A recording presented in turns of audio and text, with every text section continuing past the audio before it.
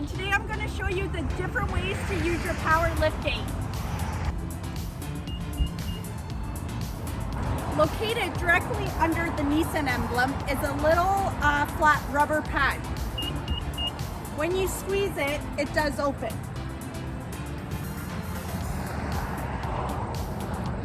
And then there's a button located right up here to close it. You can use the remote. It opens, and you can also use it to close it.